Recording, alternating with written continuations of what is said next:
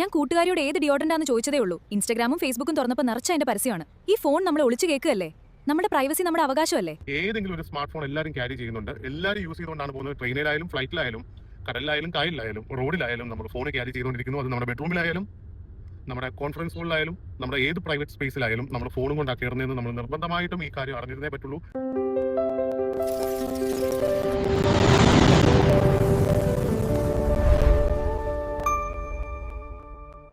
വളരെ പേഴ്സണൽ ആയിട്ടുള്ള വിവരങ്ങളൊന്നും ഞാൻ ഫോണിൽ സൂക്ഷിക്കുന്നില്ല എന്ന് പറയുന്ന ആളുകളോട് പറയാനുള്ള കാര്യം പറയാണ്.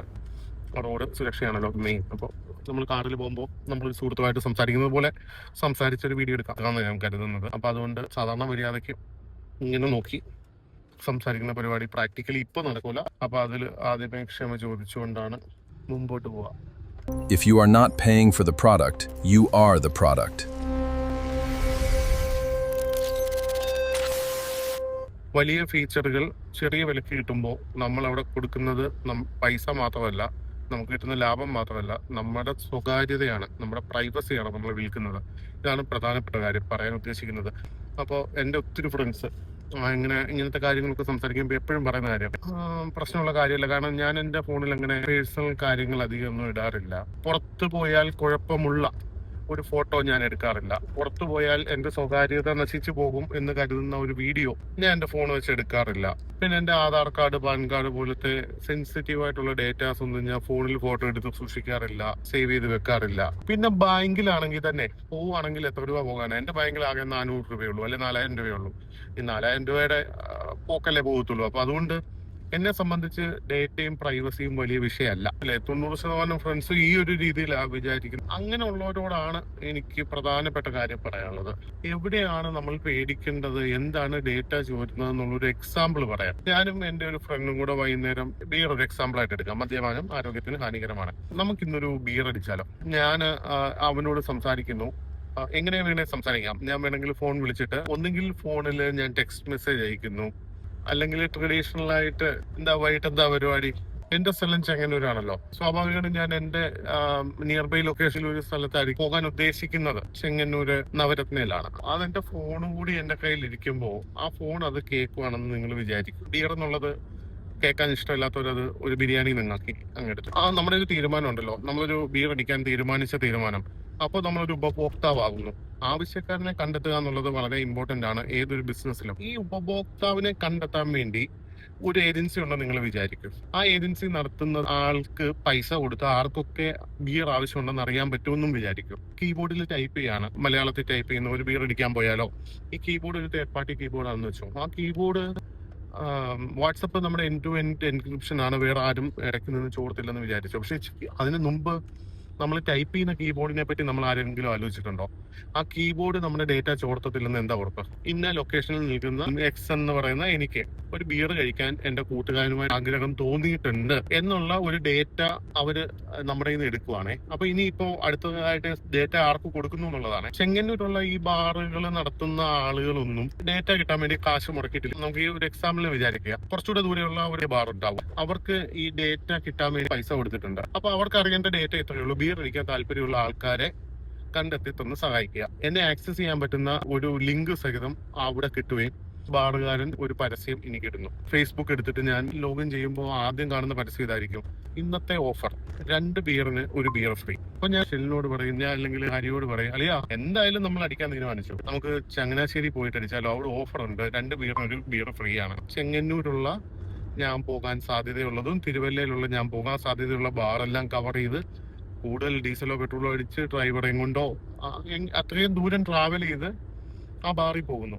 എന്നിട്ട് ചിലപ്പോ ഇവിടുത്തെ 3 ബിയറിനേക്കാളും വില കൂടുതലായിരിക്കും അവിടെ 2 ബിയറിന്. ഇപ്പൊ 2 ബിയർ വാങ്ങിക്കുമ്പോൾ 1 ബിയർ ഫ്രീ കിട്ടുന്നു, ഞാൻ ഹാപ്പി ആയിട്ട് തിരിച്ചു വരുന്നു. അങ്ങനെ ഒരു പുതിയ കസ്റ്റമറെ ആർക്ക് കിട്ടുന്നു? ചങ്ങനാശ്ശേരിയിലുള്ള ബാറിന് കിട്ടുന്നു. അപ്പൊ കസ്റ്റമറിനെ കിട്ടാൻ വേണ്ടി അവരെന്തൊക്കെയാ ചെയ്തത്? അവർ പൈസ കൊടുത്തിട്ട് ബിയർ അന്വേഷിക്കുന്ന ആൾക്കാരുടെ ഡീറ്റെയിൽ തരാൻ പറഞ്ഞു. ഇതാണ് ഡേറ്റ കച്ചവടം എന്ന് പറയുന്നത്. ഞാൻ എക്സാമ്പിൾ പറഞ്ഞതാ. ബിരിയാണി പറഞ്ഞാൽ മോശമൊന്നും ഇല്ലായിരുന്നു. 2 ബിരിയാണിക്ക് 1 ബിരിയാണി ഫ്രീ കിട്ടുമെന്ന് പറഞ്ഞാലും ഓക്കെയാണ്. അബദ്ധത്തിൽ എന്തെങ്കിലും ഒന്ന് സംസാരിച്ചാൽ അപ്പൊ തന്നെ ഫേസ്ബുക്കിലോ ഇൻസ്റ്റാഗ്രാമിലോ അതിന്റെ പരസ്യം വരും. ഒരു ലിപ്സ്റ്റിക്കിന്റെ കാര്യം പറഞ്ഞാൽ ഉടനെ 100 ലിപ്സ്റ്റിക്കിന്റെ പരസ്യമാണ് വരുന്നത്. എനിക്കൊരു പുതിയ ഷൂ വാങ്ങണം. രണ്ടാമത്തെ വേറൊരു ഘട്ടം കൂടെ ഞാൻ പറയാം. അപ്പോൾ അതിന്റെ സീരിയസ്നെസ് എത്രത്തോളം വലുതാണെന്ന് നമുക്ക് മനസ്സിലാവാൻ വേണ്ടിയിട്ടാണ്.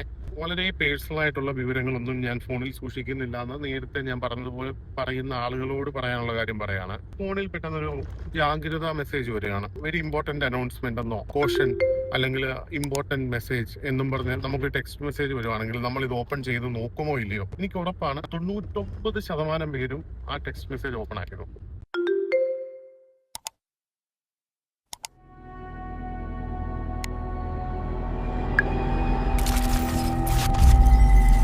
ആ ജസ്റ്റ് ഒരു ഫ്രാക്ഷൻ ഓഫ് സെക്കൻഡില് നിങ്ങളുടെ ഫോൺ കോംപ്രമൈസ് ആയിപ്പോ. ഒരു ഹാക്കറെ സംബന്ധിച്ച് അവൻ ഇതിലെ ഡേറ്റ എടുക്കാൻ വേണ്ടി ഇങ്ങനെ ഒരു മെസ്സേജ് നിങ്ങൾക്ക് അയച്ചാൽ നിങ്ങൾ ഇത് തുറന്നു നോക്കിയാൽ കഴിഞ്ഞു. നിങ്ങളുടെ ഫോണ് റിമോട്ട്ലി കൺട്രോൾ ചെയ്യാൻ പിന്നെ ഒരു ബുദ്ധിമുട്ടുമില്ല. ആ ഒറ്റ സെക്കൻഡ് കൊണ്ട് ആ മാൽവെയർ നിങ്ങളുടെ ഫോണിൽ ഇൻസ്റ്റാൾ ആവുകയും ചെയ്യും. വളരെ ഈസി ആയിട്ട് അവർ പിന്നെ എല്ലാം ആക്സസ് ചെയ്യും. അവിടെയാണ് ഇനി പറയാൻ പോകുന്ന ഭീകരമായ പ്രശ്നം ഇരിക്കുന്നത്. ആ ഭീകരമായ പ്രശ്നം എന്ന് വെച്ച് കഴിഞ്ഞാൽ, ഞാൻ എന്റെ ഫോൺ കൊണ്ട് ടൈപ്പ് ചെയ്യുന്ന കാര്യങ്ങൾ കീബോർഡിൽ നിന്ന് ചോരാം. ഇതുപോലൊരു മെസ്സേജ് വന്ന് ആക്സസ് ചെയ്താൽ റിമോട്ട്ലി ഇരിക്കുന്ന ഒരു ആൾക്ക് തലതെറിച്ചവന് എന്റെ ഫോൺ ആക്സസ് ചെയ്യാൻ പറ്റിയാലുള്ള കുഴപ്പം എന്താണെന്നറിയോ?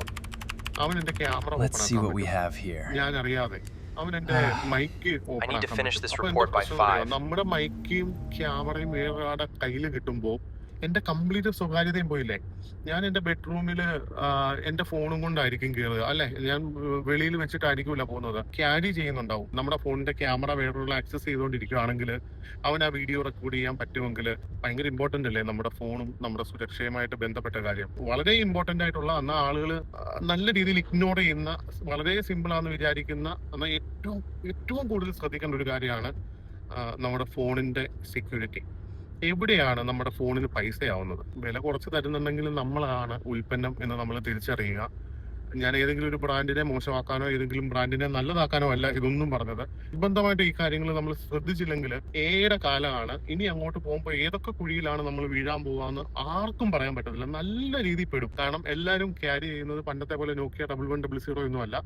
ഏതെങ്കിലും ഒരു സ്മാർട്ട് ഫോൺ എല്ലാവരും ക്യാരി ചെയ്യുന്നുണ്ട്. എല്ലാവരും യൂസ് ചെയ്തുകൊണ്ടാണ് പോകുന്നത്. ട്രെയിനിലായാലും ഫ്ലൈറ്റിലായാലും കടലിലായാലും കായലിലായാലും റോഡിലായാലും നമ്മൾ ഫോൺ ക്യാരി ചെയ്തുകൊണ്ടിരിക്കുന്നു. അത് നമ്മുടെ ബെഡ്റൂമിലായാലും നമ്മുടെ കോൺഫറൻസ് ഹോളിലായാലും നമ്മുടെ ഏത് പ്രൈവറ്റ് സ്പേസിലായാലും നമ്മൾ ഫോണും കൊണ്ടാ കയറുന്നതെന്ന് നമ്മൾ നിർബന്ധമായിട്ടും ഈ കാര്യം അറിഞ്ഞിരുന്നേ പറ്റുള്ളൂ. ഈ കമ്പനികളെല്ലാം എങ്ങനെയാണ് ഫോണിന് വില കുറയ്ക്കുന്നത്, കൂട്ടുന്നത് എന്നുള്ളത് അവിടെയാണ് പ്രാധാന്യമുള്ളൊരു കാര്യമാകുന്നത്. കേവലം ഒരു ഹാർഡ്വെയർ മാത്രമല്ല ഒരു ഫോൺ. ഏത് ഫോണായാലും അതുപോലെ 8GB Ram, 256 storage, Snapdragon 8 Gen 100 mega camera, ഇതിനൊക്കെ ഒരു വിലയുണ്ട്. ആ വില കഴിഞ്ഞിട്ട് ഒരു ഹിഡൻ കോസ്റ്റ് വരുന്നുണ്ട്, സോഫ്റ്റ്വെയർ ആൻഡ് സെക്യൂരിറ്റി എന്ന് പറയുന്ന സാധനം. ഓസിന് കിട്ടുന്ന സാധനങ്ങൾ കളർ ചെയ്ത് അവരുടെ പേരിട്ട് സോഫ്റ്റ്വെയർ ആക്കും. ഇതിനകത്ത് യാതൊരു സെക്യൂരിറ്റി പാച്ചസും വരില്ല. അപ്പോൾ അങ്ങനെയുള്ള ഡിവൈസുകൾ നമ്മൾ ഉപയോഗിക്കാൻ തുടങ്ങുമ്പോൾ നമ്മൾ കോംപ്രമൈസ്ഡ് ആവുകയാണ്.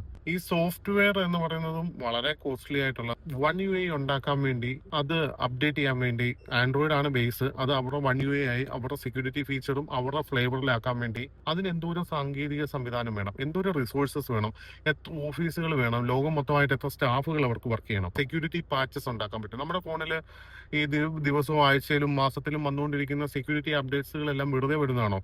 ഇത്തരം ഹാക്കേഴ്സ് കയറാനുള്ള ചാൻസ് ഒഴിവാക്കിക്കൊണ്ട് ആ ഹോളുകൾ അടയ്ക്കുന്നതാണ് സെക്യൂരിറ്റി പാച്ചസ് എന്ന് പറഞ്ഞാൽ. കുറവുകൾ നിരന്തരമായി സെർച്ച് ചെയ്ത് അത് കണ്ടെത്തുക എന്നുള്ളത് നിസ്സാര കാര്യമല്ല. മേജർ ആയിട്ടുള്ള അപ്ഡേറ്റുകൾ ചെയ്യുക, ഇതിനൊക്കെ പേ ചെയ്യണം. ഇതെല്ലാം കോസ്റ്റ്ലിയാണ്. അപ്പൊ ഇത് ഒരു പ്രധാനപ്പെട്ട അഡീഷണൽ കോസ്റ്റ് ആണ്. പിന്നെ എൻവയോൺമെന്റ് ഫ്രണ്ട്ലി ആയിട്ട് വലിയ കമ്പനികളൊക്കെ എന്ന് വെച്ചാൽ അവരുടെ മാലിന്യങ്ങൾ, അവർ പുറന്തള്ളുന്ന രാസവസ്തുക്കൾ, ഇതൊക്കെ ഉണ്ടാക്കുമ്പോൾ ഉണ്ടാകുന്ന കെമിക്കലുകൾ മനുഷ്യർക്ക് ദോഷകരമാകാത്ത രീതിയിൽ പ്രകൃതിക്ക് അനുയോജ്യമായ രീതിയിൽ ആക്കണമെങ്കിൽ അതൊക്കെ ഭയങ്കര കോസ്റ്റ്ലിയാണ്. നമ്മൾ ഒരു ബേക്കറിയോ ചായക്കടയോ തുടങ്ങിയിട്ട് അതിന്റെ വേസ്റ്റ് തോട്ടിലോട്ട് ഒഴുക്കുന്നവരുണ്ടാവും, അതിന് മാലിന്യ നിർമ്മാർജ്ജന പ്ലാന്റ് വെച്ചിട്ട് ചെയ്യുന്നവരും ഉണ്ടാവും. ഞാനൊരു എക്സാമ്പിൾ പറഞ്ഞതാണ്. ഇത് രണ്ടും തമ്മിൽ ഓപ്പറേറ്റിംഗ് കോസ്റ്റ് വലിയ വ്യത്യാസം ഉണ്ടാവില്ലേ? അപ്പൊ ആ കോസ്റ്റോടെ ചേർന്നാണ് അവിടുത്തെ ഒരു ഉഴുന്നുവടയുടെ വില വരുള്ളൂ. അപ്പോൾ ഇതാണ് ഈ ഓരോ സാധനത്തിന്റെ പ്രൈസിലുള്ള വ്യത്യാസം. പെട്ടെന്ന് കാണുമ്പോൾ ഓഫ് ദ ടോപ്പിക് ആയിട്ടുള്ള ഇഷ്യൂ ആയിട്ട് തോന്നുമെങ്കിലും നിങ്ങൾ ഗ്ലോബൽ NCAP ഇന്ത്യൻ കാറിന്റെ സേഫ്റ്റി റേറ്റിംഗ്സ് വന്നൊരു സമയമുണ്ട് 2018.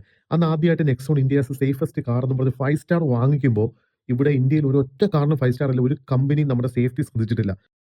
ഒരു സമയത്ത് മാരുതി നമ്പർ 1 ആയിരുന്നു. ഇപ്പോൾ നോക്കിയാൽ ടാറ്റയാണ് നമ്പർ 1. എന്താ വെച്ചാൽ അവർ ആളുകളുടെ സേഫ്റ്റിക്ക് വില കൊടുത്തു. ഇതുപോലെ തന്നെയാണ് നമ്മുടെ സൈബർ സെക്യൂരിറ്റി. ഇപ്പോൾ നോക്കൂ, ഇപ്പോൾ പുതിയ വരുന്ന മാരുതി ഡിസൈർ ഒക്കെ 5 സ്റ്റാർ ആണ്.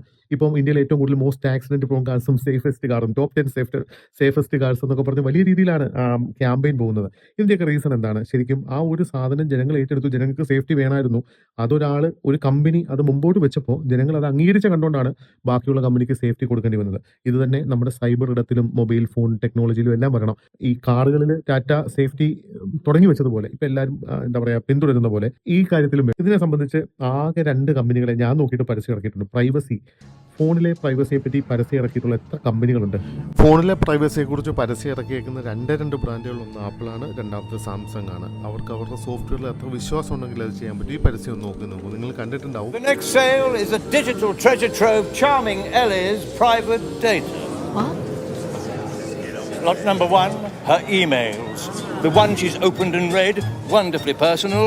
Let's start at 240, 260, 280. Sold. Lot number 2, her personal hygiene purchases. Voila! Priceless data. Do I hear 480? 500. Sold. Her location data. It's not creepy, it's common. Her recent transactions. Her browsing history.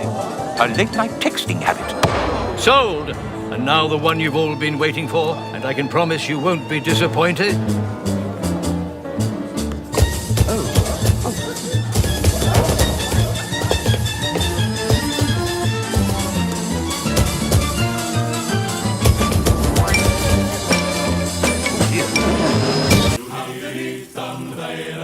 അതുപോലെ സാംസങ്ങും പ്രൈവസിക്ക് വേണ്ടി വർഷങ്ങൾക്ക് മുമ്പ് തന്നെ Samsung Knox എന്ന് പറയുന്ന ഒരു on board chipset തന്നെ കൊണ്ടുവന്നതാണ്. Or even choose to share photos without sharing your location. Your privacy secured. ഏറ്റവും കൂടിയ ഫോൺ, ഏറ്റവും കൂടിയ വിലയ്ക്ക് ഇപ്പോൾ ആപ്പിൾ ഐഫോണോ അല്ലെങ്കിൽ ഈ പറഞ്ഞ പോലെ സാംസങ്ങിന്റെ ഏറ്റവും കൂടിയ ഫോണോ OnePlusഓ ഏതെടുത്താലും സോപ്പുകാർ പറയുന്ന പോലെ 99.9% ബാക്ടീരിയയെ കൊല്ലും.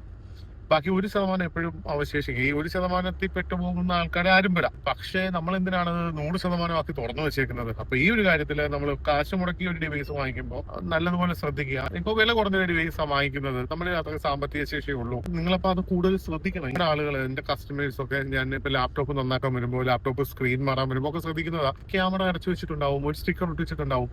അപ്പോൾ അതെന്തിനാന്ന് ചോദിച്ചാൽ ഇത്രയേ ഉള്ളൂ. നമ്മളുടെ സ്വകാര്യത ഭയങ്കര ഇമ്പോർട്ടന്റ് ആയതുകൊണ്ട് നമ്മളെ ഒരിക്കലും വേറൊരാളെ നമ്മുടെ അനുവാദമില്ലാതെ നമ്മളെ അറിയാനും കേൾക്കാനും പാടില്ല. അപ്പൊ അത് ഭയങ്കര ഇമ്പോർട്ടന്റ് ആണ്. അതുകൊണ്ട് തന്നെ ഈ കാര്യം നല്ല സീരിയസ് ആയിട്ട് ശ്രദ്ധിച്ചിട്ട് അടുത്ത ഒരു ഫോൺ എടുക്കുമ്പോൾ നിങ്ങൾ കോൺഫിഗറേഷൻ മാത്രമല്ല, കോൺഫിഗറേഷൻ നോക്കണ്ടെന്നല്ല, ഡെഫിനറ്റ്ലി കോൺഫിഗറേഷൻ നിർബന്ധമായിട്ട് നോക്കുക. സെക്യൂരിറ്റി അപ്ഡേറ്റ്, സെക്യൂരിറ്റി പാച്ചസ് ഒക്കെ ആരാണ് നല്ലതുപോലെ തരുന്നത്, എത്രമാത്രം നമ്മുടെ ഫോൺ സെക്യൂർ ആക്കാൻ പറ്റും, അനാവശ്യമായ ആപ്ലിക്കേഷനുകൾ എങ്ങനെ ഒഴിവാക്കാൻ പറ്റും, ഇതൊക്കെ നമ്മൾ നിർബന്ധമായിട്ട് അറിഞ്ഞിരിക്കുക. നിങ്ങൾക്ക് ഇത് ഇൻഫോർമേറ്റീവ് ആയിട്ടുള്ളൊരു വീഡിയോ ആയിട്ട് തോന്നിയെങ്കിൽ നിങ്ങൾ എന്തായാലും കമൻറ്റ് ചെയ്യുക, നിങ്ങളുടെ അഭിപ്രായം പറയുക, ആശങ്കകൾ പറയുക. നിങ്ങൾക്ക് ഇതിലും കൂടുതൽ കാര്യങ്ങൾ അറിയാമെങ്കിൽ ഉറപ്പായിട്ടും അത് പങ്കുവെക്കുക, അത് ഷെയർ ചെയ്യുക. അടുത്ത വീഡിയോയിൽ കാണാം. അപ്പോൾ പ്രധാനപ്പെട്ട കുറച്ച് കാര്യങ്ങൾ നമുക്ക് നെക്സ്റ്റ് വീഡിയോയിൽ ചർച്ച ചെയ്യാം. നമ്മൾ വാങ്ങിച്ചിട്ടുള്ള ഓൾറെഡി എക്സിസ്റ്റിംഗ് ആയിട്ടുള്ള നമ്മുടെ പ്രൊഡക്റ്റിൽ, നമ്മുടെ ഫോണിൽ എന്തൊക്കെ കാര്യങ്ങൾ ശ്രദ്ധിക്കണം. അതേപോലെ ഏറ്റവും പ്രധാനപ്പെട്ട കാര്യമാണ്, ഏതെങ്കിലും രീതിയിൽ നമ്മുടെ ഫോൺ ഇപ്പോൾ കോംപ്രമൈസ്ഡ് ആയിട്ടുണ്ടെങ്കിൽ നിലവിലുള്ള ഫോണിന്റെ സെറ്റിംഗ്സ് വെച്ച് തന്നെ നമുക്ക് അതെങ്ങനെ മനസ്സിലാക്കാം, എങ്ങനെ അത് റിസോൾവ് ചെയ്യാം, ഇതെല്ലാം നമുക്ക് അടുത്ത വീഡിയോയിൽ ചർച്ച ചെയ്യാം. Thank you for watching. Be safe, B secure.